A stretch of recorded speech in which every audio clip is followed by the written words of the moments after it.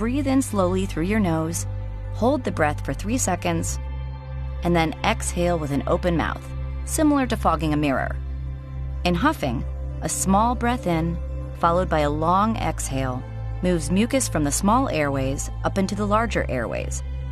A deep breath in, followed by a short, forceful exhale, moves mucus from the larger airways and out of your lungs.